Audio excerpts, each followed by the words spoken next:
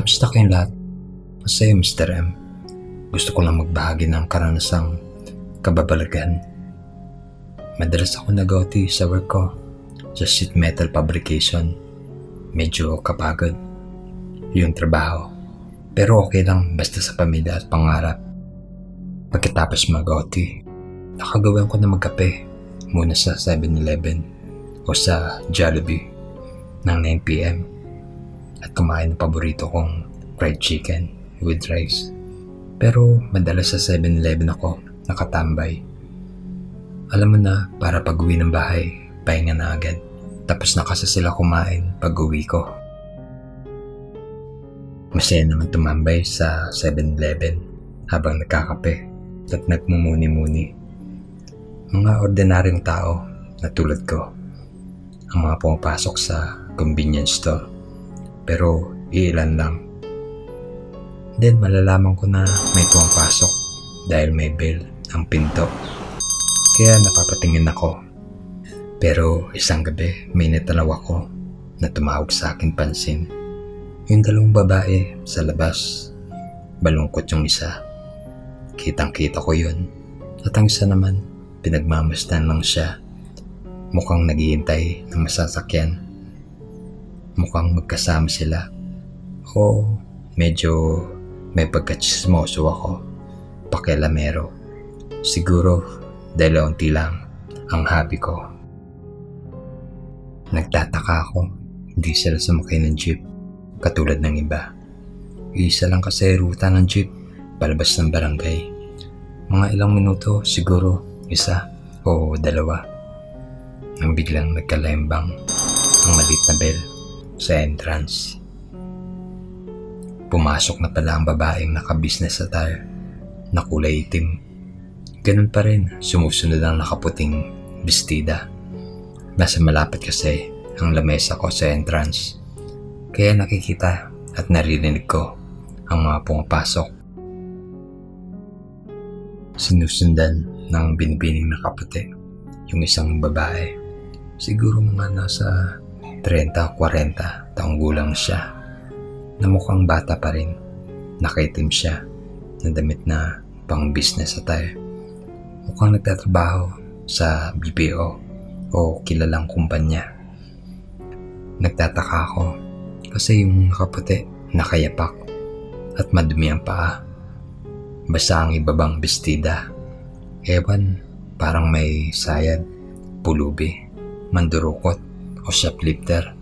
Nagtataka na talaga ako kung kasama niya ito. Kumuha ng babaeng nakaitim ng cup noodle, coke at umorder ng siopaw sa counter. Nakasunod rin yung babaeng nakayapak dahil medyo judgmental at chismoso ako. Pumila na rin ako. Baka may gawing masama yung babae dahil sakto papalabas na rin.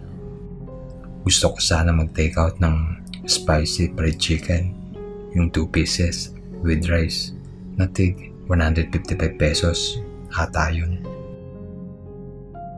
Matapos umorder ang babaeng naka-business attire sa cashier, kasunod naman nun nakapila ang babaeng nakayapak. Nagtataka ako kung bakit nag-ayos at hindi kami nasikaso ng cashier. Mga ilang segundo rin yun. Bigla may pumasok na magkakaibigan. Napalingon ako. Then pagbalik ng tingin ko sa counter, nagtataka ang cashier. Sabay tanong sa akin ng, "Sir, may order na ba kayo? Nakapili na ba kayo?" Sabay nagkasalubong ang kilay nito. Tinanong ko naman siya ng, "Tapos na ba umorder yung babaeng nakaputi?" Sagot naman niya, "Wala sir, kanina ka pa nakatayo riyan. Mukhang namimili ka pa ng bibilhin."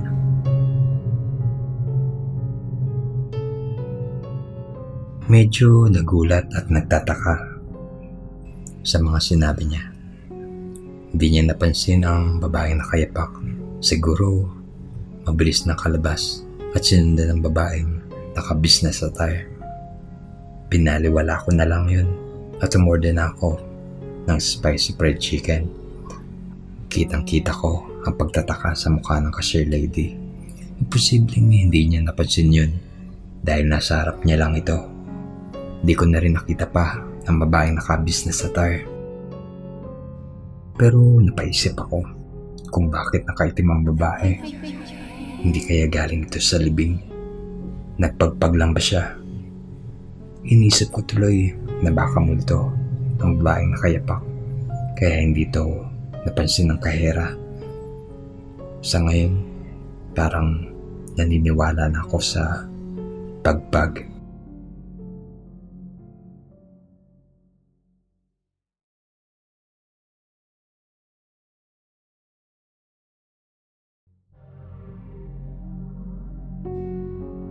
Magandang araw, karamihan ng horror stories.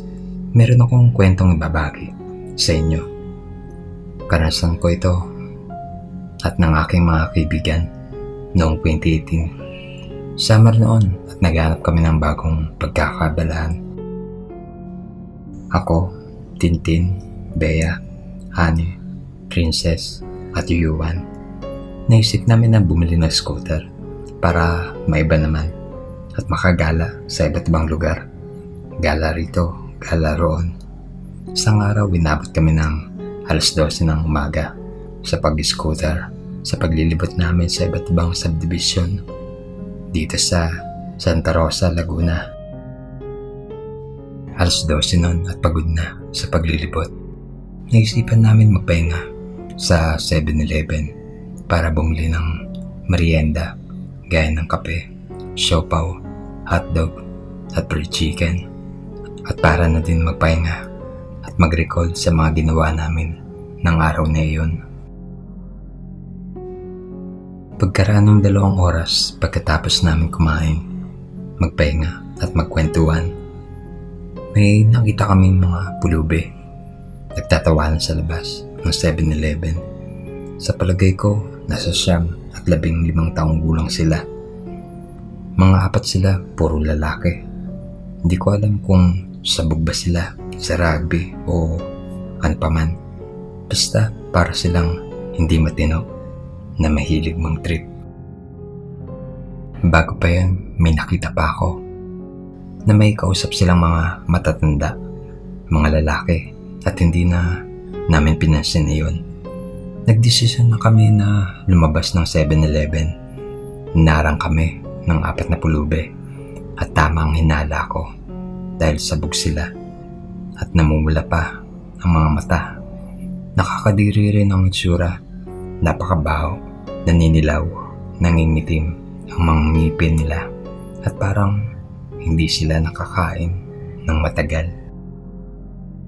Pag-aarang nila sa amin, agad akong nagtanong kung anong kailangan nila. Hindi sila nasagot, salipay ngumiti, sabay nagtawanan. Bigla nilang hinawakan ang kamay ko at sinabi niya na, "Sumama kayo sa akin." Nagpumiglas ako dahil napaka-dugyot nila. Kasabay rin nun, hinawakan nila ang mga kaibigan ko. Hindi na ako nagtimpi pa. Bigla akong sinuntok, tinadyakan ang mga pulube. Lumaban talaga kami at inunahan na namin sila para idepensa ang aming mga sarili. Agad namin binitbit ang mga scooter namin at agad tumakas sa panganib ng mga batang iyon para mabilis kami makalayo. Doon kami dumaan sa likuran ng 7-Eleven. Liblib na ang lugar na iyon. May katabing squatter area at shortcut na din sa subdivision namin at isa lang kami ng lugar na inuuwian. Kumakaripas kami ng pagpadyak noon at paglingon namin ay humahabol ang 4 na pulube na may mga dalang kahoy at mga bato. Pinagbabato kami ng 4 na pulube at sa kasamaang palad, tinamaan sa ulo si Bea at si Princess na dahilan ng pagsemplang nilang dalawa. Nung nakalapit na ang 4 na pulube kay Bea at Princess at akma na silang kukuyugin, biglang may nagkahulang mga aso at kinagat ang 2 pulube. 3 ang aso na iyon. Pagtumba ng 2 pulube, tinulungan na namin sila. Kinuha na namin ng kahoy at pinalo sila dahil hindi na makalakad sila Bea at Princess. Inaangkas na namin sila dahil naka-electric scooter naman kami ni Tintin.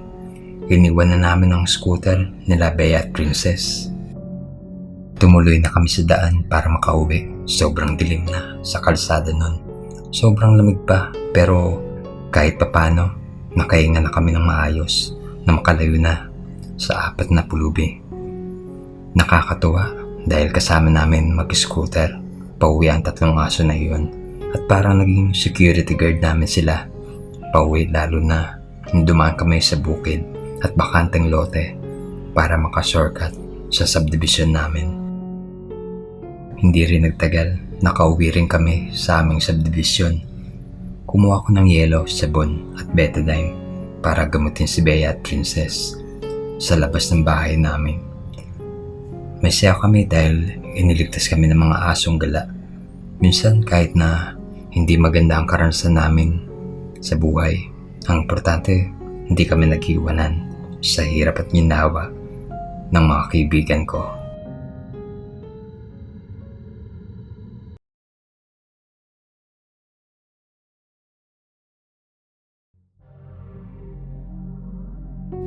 Magandang gabi, Karimlan Horror Stories. Ito na po ang kasunod na kwento ng asong gala. Nangyari ito isang buwan nung nag-scooter kami at tumambay sa 7-Eleven. Isang gabi, nagmarathon kami sa panonood ng Gabi ng Labing, Jessica So Special. Nag-start kami ng 7 p.m. at natapos yon ng 12 a.m. At nagkayaan kami kumain sa labas, or should I say, midnight snack. Dahil sira na ang scooter ni Ann at Yuan at sira na rin ang scooter ni Bea at Princess, nanghiram kami ng bike na may sidecar kay Chiang Ami, kaibigan namin sa subdivision. Gamit yun sa paglalako ng pandesal noong pandemic. Ang gumagamit ng sidecar ay si Yuan, Annie, Bea at Princess. Si Yuan at nagmamaneho ng bike. Naalala niyo yung mga asong gala na nagligtas sa amin. Lahat yun inampon ni Yuan dahil dog lover siya at meron siyang Shih Tzu. Lumarga na kami. Naalala ni Annie na may 3-day sale sa 7-Eleven kung saan half the price na ang mga paninda nila. Paglabas namin sa subdivision, dumaan kami sa bahay ni Yuan para isama ang 3 aso niya at kami naman ni Tintin naka-scooter e-bike naman. Ang saya at madaling araw na yun dahil relax at tahimik ang lugar. May street light at karamihan ay madilim. Naalala namin ang pinapanood naming Gabi ng Lagim ay nagkakatakutan pa habang kami ay nag-night trip. Kasama namin ang 3 aso na sumusunod sa tabi namin. Habang bumalik sila sa loob ng 7-Eleven, naiwan ako sa labas para bantayan ang 3 aso. Sa di kalayuan, may nakita akong 3 lalaki na pamilyar sila sa akin dahil kamukha sila yung kausap ng mga pulubi na nang-trip sa amin at ang sama pa nila tumingin.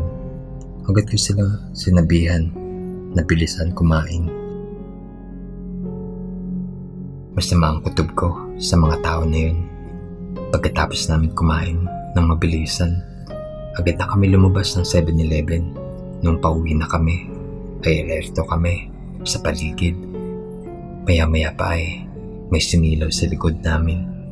Isa yung puting L300 van na sasakyan. Sumabay yun sa amin at nagbukas ng bintana ng sasakyan. Naglabas sila ng mahabang kutsilyo. Nung nasilip ko iyon, nagmandali kami na pumasok sa subdivision para hindi mapagod sa pagpadyak si Yuan. Naisip namin na Tintin na umawak sa magkabilang gilid ng sidecar at mahatak namin sila. Sabay namin tinodo ang throttle at kahit papano tumakbo ito ng mabilis. Grabe, dahil hinahabol kami ng L300 at parang nakikipagkarerahan kami rito sa kalsada. Halos mahulog na kami nun sa bilis dahil nadaanan namin ang mga humps sa kalsada. Nang malapit na kami maabutan ng L300, biglang umarang ang 3 aso ni Yuan at niligtas na naman kami. Napahinto ang L300 van at agad naman humarurot kami at dumaan sa dati naming ruta na paliko-liko. Naisip ko na iwanan sa abandonadong bahay ang scooter at sidecar bike sa labas ng pintuan ng bahay para lutuin ang masasamang loob na yun. Tama nga ako, huminturo ng L300 pero wala na mga aso. Nagtago lang kami sa mga makakapal na halaman at dumapa kami at tahimik na naghintay hanggang sa umalis sila. Grabe ang takot namin nun. Palingalinga sila at bumaba pa sa sasakyan at tila naghahanap at pasilip-silip sa mga lumang bahay para silipin kung may tao roon. Nung nakita nila na wala at hindi nagtagal at umalis din sila ng dahan-dahan. Ang tagal namin nakadapa sa halamanan. Halos 10 o 12 minuto kami naroon. At parang ang tagal ng oras noon. Nung tuluyan na silang umalis, dahan-dahan kami tumakbo sa bahay ni Tintin dahil yun ang pinakamalapit. Iniwan na namin ang scooter at sidecar bike namin ng gabing iyon. Kinaumagahan, binalikan namin ang scooter at sidecar bike na nandoon pa naman sa abandonadong bahay. Ang pinagtataka namin ay hindi na bumalik ang 3 aso na nagligtas sa amin. Di ko alam kung pinatay na ba sila o kinuha ng samang loob ng gabing iyon. Dahil nawala sila ng parang bula o siguro isa silang guardian dog para tulungan kami sa mga ganong pagkakataon. Yung pulubi na nung trip sa amin, dinala na sila o kinuha na sila ng DSWD. At yung mga lalaki na humabol sa amin na naka L300 ay pinablatan na namin sa barangay. At ang mga scooter namin ay pinamigay na namin sa mga bata sa aming lugar. Ang tanong kung ito ay mangyari sa inyo na habulin ng mga batang adik na siraulo o habulin ng L300 na malamang na sindikato, malamang gagawin nyo rin yung makaligtas sa ganong sitwasyon. Sana lang nakaligtas ang mga asong gala at nasa mabuti na silang kalagayan.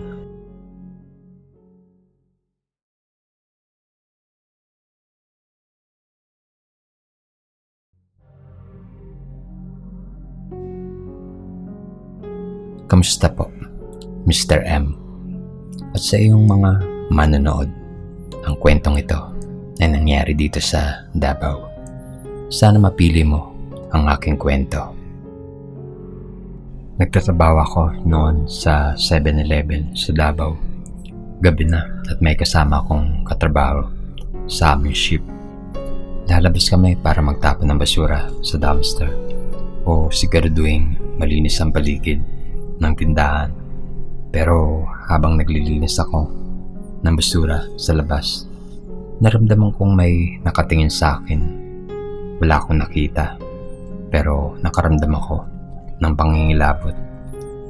Ang sabi din ng katrabaho ko, ganoon din ang naramdaman niya nung nagtapon siya ng basura noon.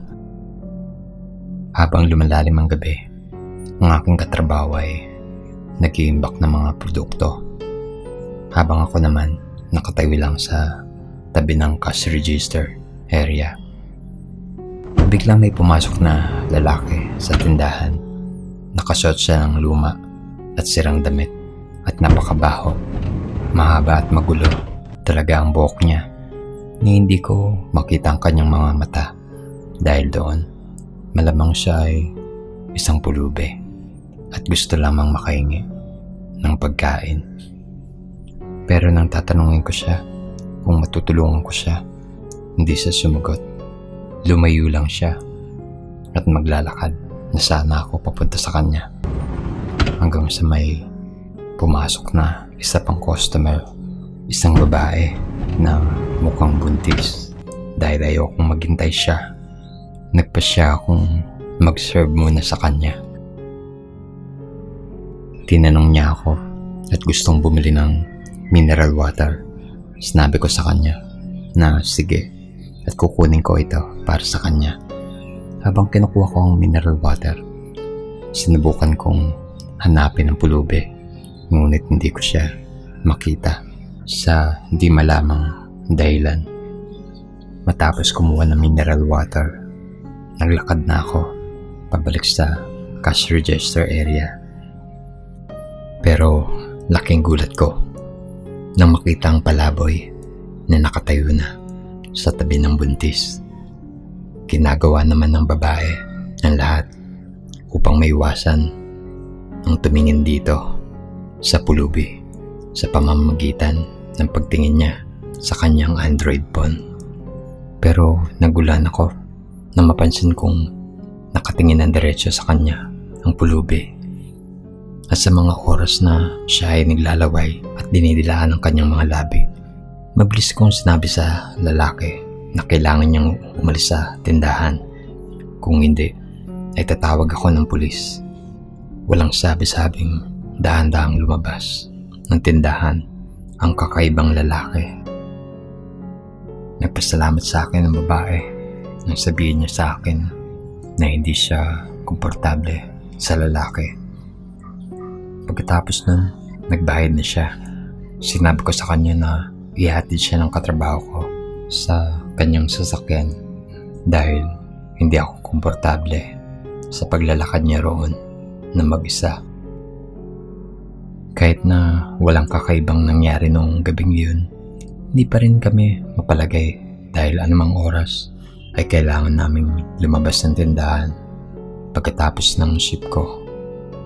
Mga ilang minuto pa bago umuwi. Sa labas ng tindahan, naramdaman ko na may nakamasid sa akin sa isa sa mga poste ng ilaw. Basta ang word, ganun. Kaya mabilis akong nagmotor pa uwi ng bahay at hindi na lumingon pa sa aking likuran. Kabado pa rin ako sa aking biyahe ng gabing iyon. Kinabukasan, habang papauwi na ulit sana ako, aking gulat kong nakita ko ang parehong pulubi sa tapat ng tindahan. Habang nagsimula akong maglakad patungo sa kanya para sabihin sa kanya na hindi siya maaaring tumambay sa tindahan miski sa labas nito.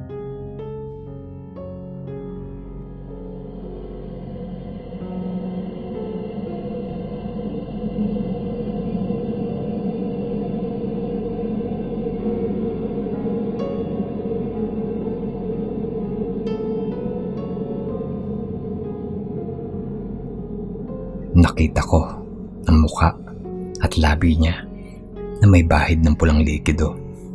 May kinakain siya mula sa isang plastic bag. Sa sobrang takot ko, napansin kong parang hilaw na karne ito. Mabilis akong umatras at tumakbo papasok sa tindahan. Pagtingin ko sa security camera, hindi ko na siya makita kahit saan sa malapit sa tindahan. Pero para lang maging ligtas, sinabi ko sa katrabaho ko na bantayan siya buong gabi. Isang bagay na hindi ko sinabi ang aking nakita sa katrabaho ko. Gayunpaman ay may pakiramdam ako na ang pulubing iyon ay maaaring isang aswang.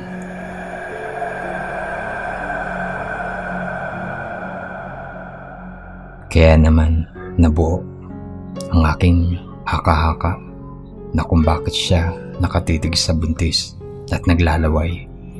At ito ang dahilan kung bakit siya kumakain ng isang bagay na tila dugo ang ilaw na karne. Pero hindi ko ito nasabi sa aking katrabaho. Palihim kong sinabuyan ng asin ang front entrance since nabasa ko na nakakapigil ito sa mga aswang na makapasok. Tila gumana ito dahil hindi na namin nakita pa ang pulubi.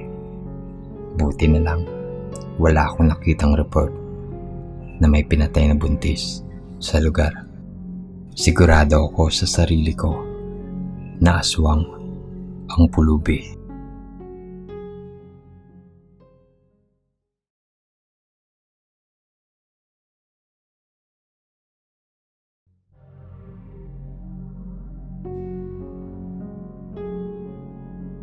Kamusta sa mga manonood ng Karimlan na horror stories? Sa'yo, Mr. M. Meron akong kaibigan na ang pangalan ay Marco. Kasama ko siya ng araw na iyon. Naglalaro kami noon ng PlayStation, yung sinasalpakan ng CD at CRT monitor pa ang gamit. Magdamag kami naglalaro noon kasi bakasyon at bali ang papa ko at ako lang ang bantay sa bahay. Kasi nasa probinsya ang mama at mga kapatid ko. Since ko lang magluluto, madalas kami lumabas para kumain. At ayaw rin ni Papa magluto.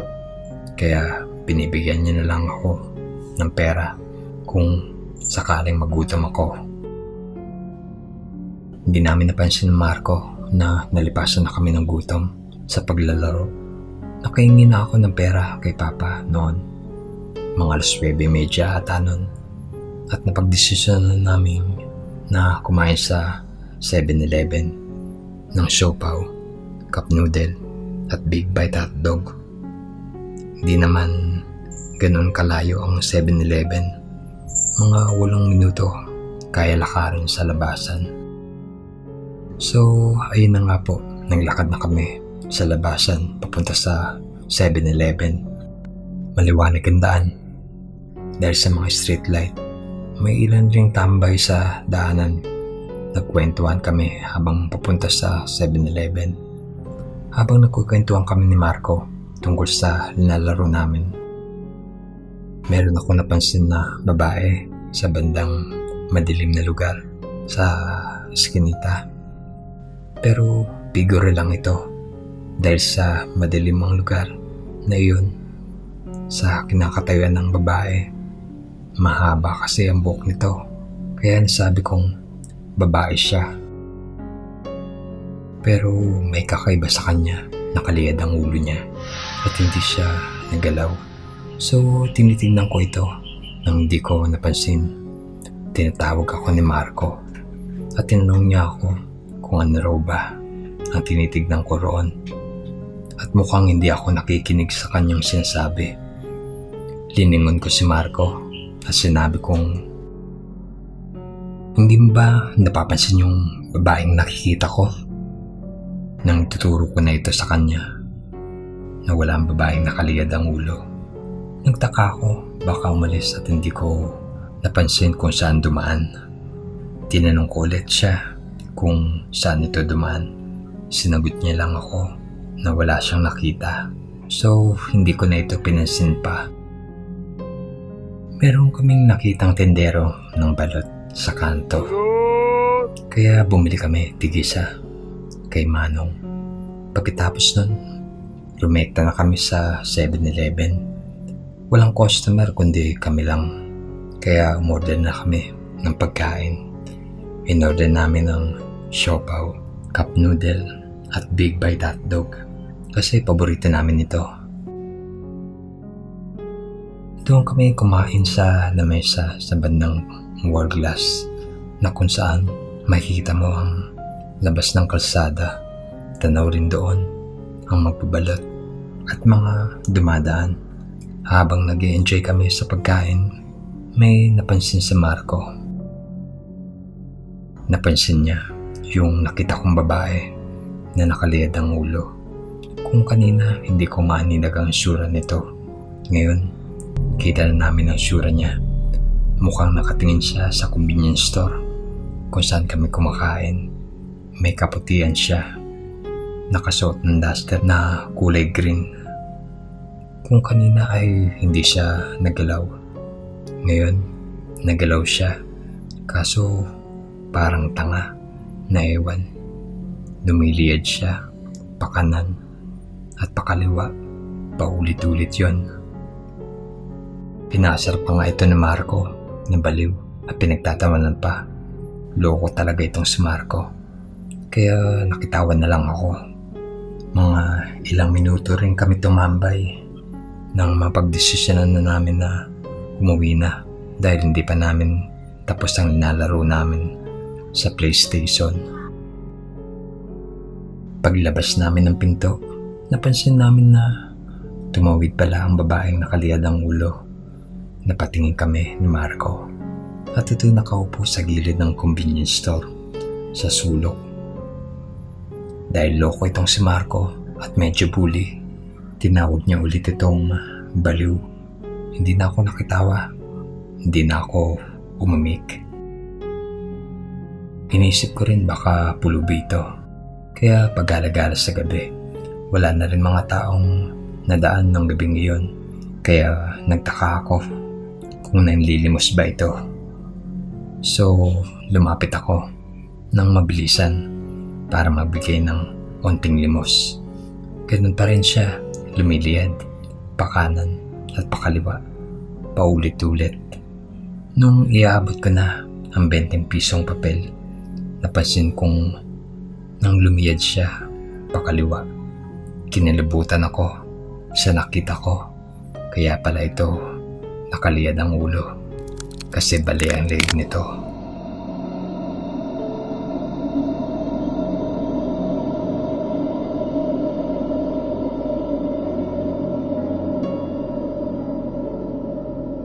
Hindi ko tuluyang naiabot ang pera. Napatras kasi ako sa takot. Hindi siya normal sa paningin ko. Nakatulala rin ang mata niya na parang hindi niya ako nakikita. Nang papalapit na si Marco, hinawakan ko siya papalayo sa babaeng nakaduster na green. Nagtaka naman si Marco dahil hindi ako umiimik. Nagtaka siya kung bakit. Dahil hindi ako makapagsalita nun sa pagkabigla na makalayo na kami sa babaeng nakaduster na green. Napahinto kami sa magbabalot. Napansin ni Marco ang takot sa aking mga mata. Nang mapalingon ulit kami sa babaeng nakaduster na green, wala na ito. Nagtaka kami at naguguluhan. Napansin din niyon ni Manong na magbabalot. Nagtanong at ang sabi, "Mga iho, ano ba nakita nyo? Mukhang takot na takot kayo." Sinabi ni Marco na hindi niya alam kung ano ba nakita ko, na nagtataka. Nang tuluyan na ako makapagsalita, ang sinabi ko ay, "May nakita akong babaeng bali ang leeg, Manong." Ayaw ko man ito sabihin pero maaaring multi na ang iyong nakita.